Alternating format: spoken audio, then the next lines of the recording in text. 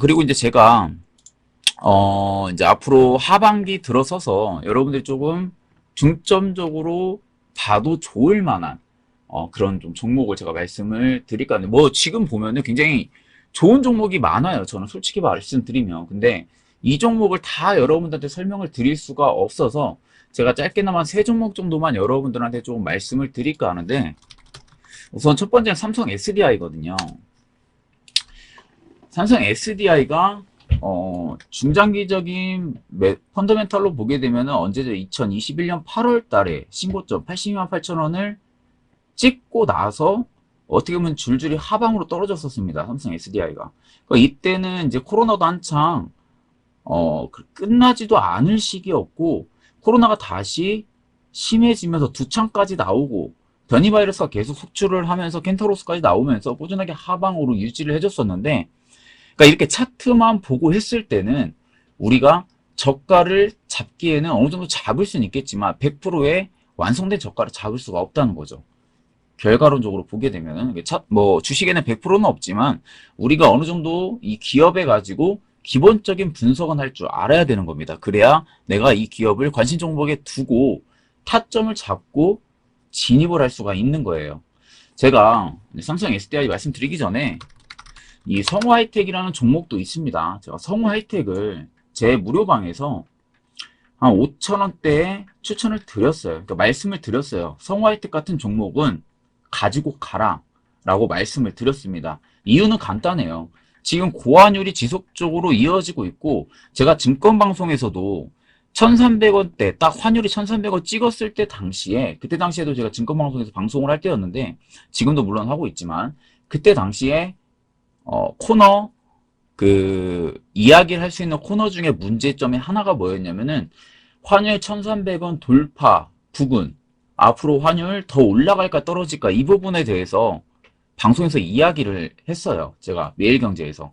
이때도 저랑 그리고 부수적으로 이제 전문가님들 이제 뭐 대표님 한 분이랑 이사님 한 분이랑 총 세 분이서 코너를 같이 진행을 했었는데, 그때도 세 분이 똑같이 오를 했습니다. 그 오라는 것 자체가 환율이 1,300원을 돌파하고 1,300원 아래로 떨어지진 않을 거다 라고 이야기를 한 적이 있어요. 결국엔 지금 1,300 거의 오늘도 보니까 전고 라인을 또 깼더라고요. 이렇게 되면은 우리가 결국에는 중장기적인 관점으로 보게 되면은 환율은 1,400원대까지는 열어둬야 됩니다. 1,400원대까지는 분명히 상승 여력도 남아 있어요. 환율 같은 경우는. 그러면 우리가 환율의 고환율에 따라서 투자, 포트, 매매, 타점을 또 잡아야 됩니다. 자, 그래서 제가 성우하이텍을 저희 무료방에다가 말씀을 드렸었는데, 이유는 굉장히 간단합니다. 수출 쪽에 기업의 매출이 80% 이상이에요. 그러니까 결국엔 자동차 부품을 영위하는 기업인데, 부품 쪽 관련된 수출이 80%입니다. 국내에서 매출 비중이 20%밖에 안 돼요. 자, 그럼 만약에 수출 비중이 높으면은 달러 인덱스가 높은 현 시점이 이 기업한테는 수혜가 될 수밖에 없는 거예요.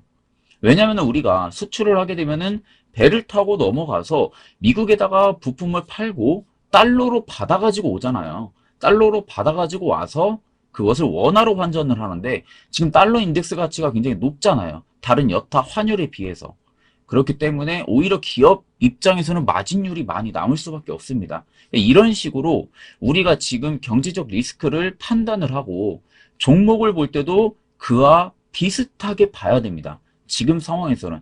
그러면 제가 말씀드린 것 중에서는 당연히 수출 쪽의 대미, 증가폭이 굉장히 큰 기업들을 꾸준히 봐야 되는 겁니다. 지금 상황에서. 그리고 지금 보게 되면은 폐배터리 관련주들도 굉장히 강한 흐름이 나와주죠. 폐배터리는 말 그대로 어차피 클 산업이에요. 풍력이나 태양광이나 수소처럼 클 산업인 건 맞는데, 우리가 그거는 알고 있지만 타점 잡기가 어려운 것은 뭐냐? 폐배터리 자체가 기업의 매출에 아직까지 막 확실하게 큰 폭으로 반영이 되지는 않습니다. 폐배터리가. 그러니까 무조건 클 산업은 맞지만 이 재활용 산업 자체가 아직까지 우리 기업에는 매출적으로 큰 요소를 줄 만한 건 없기 때문에 애매했던 거예요, 예전에도. 그런데 지금 폐배터리가 올라가는 이유는 뭐죠? 기대감이에요, 기대감. 계속 폐배터리 관련된 리사이클링이 나오고 있고 그에 따른 기대감의 주가가 연속성을 보여주는 겁니다. 그러면 단기간에 봤을 때는 폐배터리에 대해서 투자할 수 있는 포인트가 잡힐 수는 있지만 문제는 그 이유가 되는 거겠죠.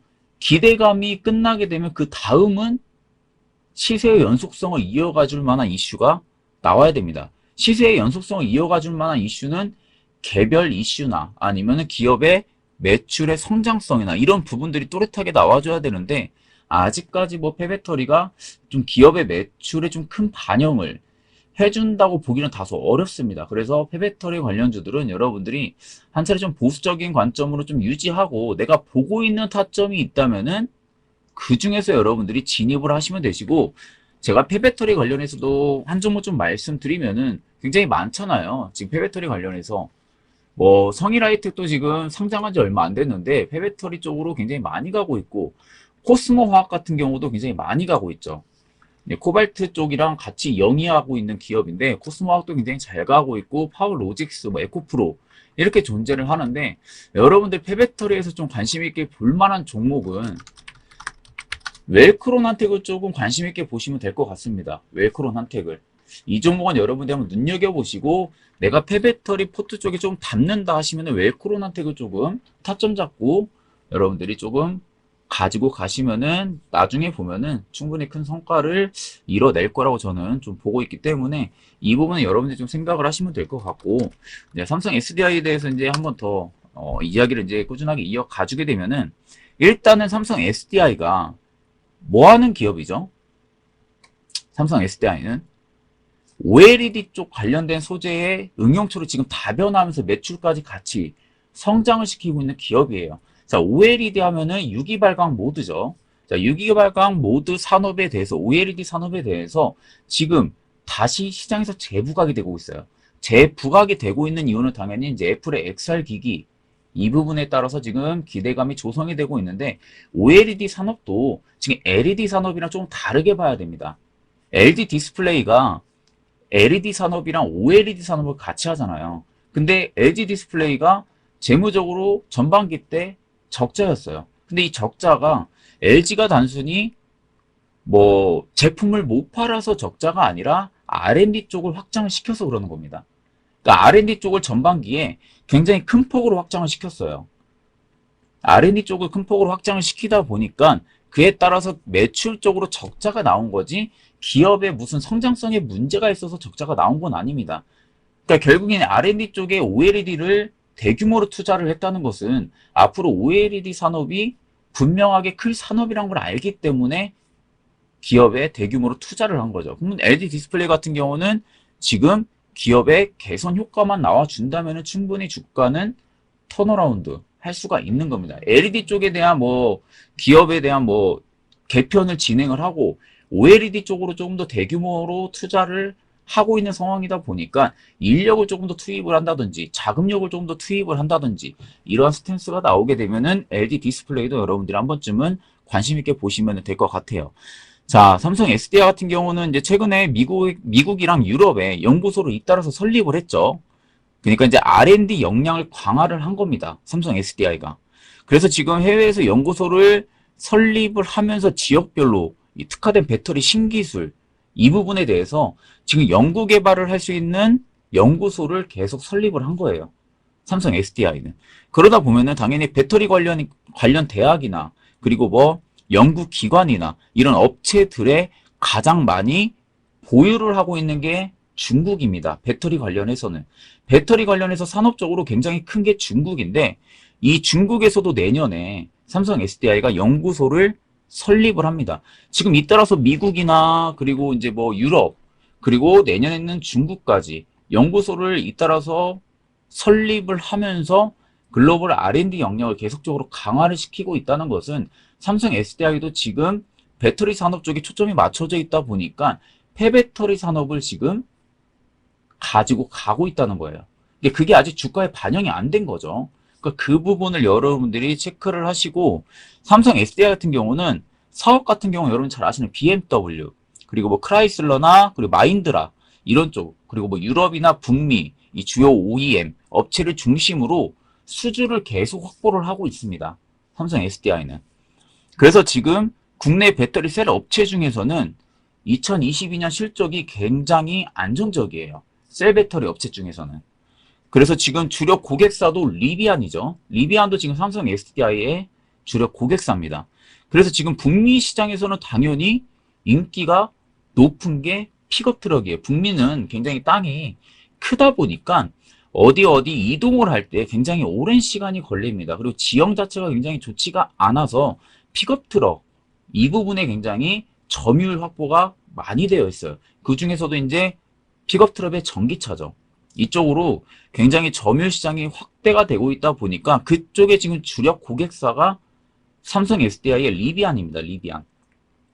그래서 주력으로 생산하는 업체다 보니까 하반기부터 생산량을 본격적으로 확대를 할 가능성이 굉장히 큰 거예요. 그러면 3분기 때 원형전지 출하량이나 그리고 전기차, 그 모빌리티향 이 중심으로 해가지고 전분기 대비해서 매출은 10% 20% 이상 증가를 할 수가 있습니다. 그러면은 우리가 지금 주가 밸류가 굉장히 싸지고 55만 4천 원대를 유지해주고 있는 삼성 SDI 같은 경우는 오히려 우리가 밸류상으로 저평가 구간이다. 그리고 PBR 수치도 지금 2.62배로 굉장히 기업의 뭐 역량이나 그리고 기업의 가속도, 사업 속도가 잘 나오고 있다는 거예요. 그래서 그 부분을 여러분들이 체크를 하시고 삼성 SDI는 여러분들이 한번 타점을 보시면은 좋을 것 같은데 제가 보기에는 지금 쌍바닥 만드는 패턴이거든요. 그러니까 쌍바닥 만드는 패턴인데 지금 투자를 하라고 하는 포인트 관점은 아닙니다. 지금 투자 포인트는 아니고 지금 삼성 SDI 같은 경우는 한 54만 원대까지 내려오면은 거기서 좀 분할로 접근을 한번 해보시는 게 나쁘지가 않다라고 지금 생각이 들고 있고요. 자, 그 다음으로는 저는 이제 빅텍을 조금 좋게 보고 있습니다. 빅텍.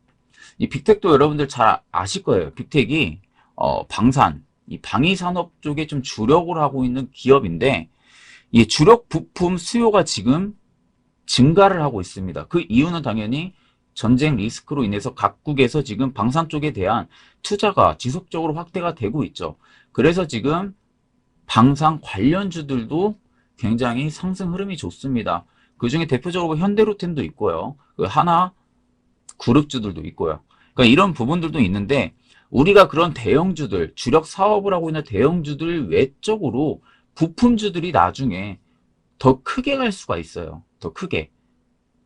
기업 측에서는 마진이 많이 남을 산업이다 보니까 부품주 관련해서 오히려 큰 폭으로 더 성장을 할 수가 있습니다. 그중 하나가 지금 저는 빅텍이라고 보고 있는데 빅텍 같은 경우는 지금 뭐 방위사업청이나 그리고 LRG 넥스원 그리고 하나시스템 등에서 피하 식별기나 아니면 군용 전원 공급 장치나 그리고 방향 탐지 장치 등을 공급을 하고 있어요. 그러니까 주력 고객사가 하나시스템이랑 LRG 넥스원이랑 방위사업청입니다. 이 부분에 지금 앞서 말씀드린 그 부품을 지금 공급을 하고 있고 아까 말씀드린 대로 지금 러시아 우크라이나 전쟁으로 인해 가지고 세계 방산 수요가 굉장히 크게 급증을 하고 있습니다. 그래서 지금 방산주들이 호실적을 하반기 때 이어갈 거다라는 이런 분석치가 나오는 거고 최근에는 또 어떤 것도 있었죠. 폴란드하고 정부와의 무기 수출 계약이 있었는데 또 최근에 폴란드 쪽에 또 대규모 수출 계약이 또 있었습니다. 그리고 지금 이란이나 대만 쪽에서도 수출 계약에 대한 협약이 지금 진행 중이다 보니까 결국에는 수주가 늘면 늘수록 한국 기업들한테는 좋을 수밖에 없습니다. 그리고 지금 고환율도 같이 접힌 시기다 보니까 수출 계약이 이루어지고 나서 본격적으로 생산이 라인업이 들어가게 되면은 수출을 하게 되겠죠. 그러면 이제 고환율에 따른 또 어느 정도의 또 매출에 대한 마진도 남는 상황이고 그러니까 이 부분을 좀 종합적으로 우리가 봐야 되는 겁니다. 그래서 지금 2분기 매출이 지금 빅텍 같은 경우는 좀 적자로 나오기는 했는데 앞서 말씀드린 대로 방산 쪽에 대한 수요가 지금 급증을 하고 있는 상황이다 보니까 결국에는 대한민국 쪽에 K방산이 지금 각국 유럽이나 북미 쪽에서도 굉장히 관심이 많이 가고 있는 산업이에요. 그러니까 그만큼 기술력이 좋다는 거죠, 캐파가. 캐파가 굉장히 좋다 보니까 오히려 지금 이제 시작이라고 봐야 돼요, K방산은. K방산은 지금 시작이고 폴란드 대규모 무기 수출 계약, 뭐 대만, 이란, 그리고 각국 뭐 어디 독일이나 이런 데도 있고 많잖아요. 이런 국가들에서도 무기 수출 계약이 계속 이뤄질 수가 있다는 겁니다. 그러면은 이런 빅텍 같은 종목들은 우리가 잡을 수 없을 정도로 갈 수가 있어요. 그래서 제가 두 번째로 좀 관심 있게 보시라고 하는 종목 중에 하나는 지금 빅텍이라고 말씀을 드리고 싶습니다. 그리고 세 번째는 제가 이것도 방송사에서 한번 이야기를 했었어요. 넥센 타이어 관련해서. 타이어도 지금 관심 있게 보시라고 말씀을 드렸습니다. 제가 방송에서. 이유는 간단합니다. 지금 전기차 산업이 굉장히 큰 폭으로 상승을 하고 있죠. 그러니까 지금 기술주들이 못 가는 이유는 딱 하나입니다. 매출이, 기업이 성장이 안 돼서, 기업의 캐파가 부족해서 절대 그게 아니고요. 지금 공급망 불안 때문에 그래요. 그러니까 지금 전쟁 때문에 공급망에 대한 차질이 계속 생기고 있고, 반도체 칩 부족 현상은 앞전부터 있었던 부분인데, 이 부분은 지금 브레이크아웃 현상이 지금 나온 상황이죠. 그래서 반도체 쪽은 지금 브레이크아웃 현상이 나오고 있는데, 가장 기술주들이 지금 부각을 못 받는 이유는 딱 하나입니다. 공급망 불안. 그리고 그 부분에 따라서 전기차가 지금 기대치를 못 받는 거예요. 그런데 이런 종목들은 오히려 지금 시기에서 저가에 잡을 수가 있습니다. 전기차 섹터들은. 그래서 여러분들이 포트에다가는 전기차 관련주들은 한두 종목을 좀 가져가시는 걸 좀 추천을 좀 드리고요. 우선은 지금 넥센 타이어가 전반기 때도 매출이 여러분! 이다운이 오픈 기념으로 이벤트를 준비했다고 하는데요. 먼저 이다운 홈페이지에 접속하셔서 회원가입하신 후에 무료 카톡방에 입장만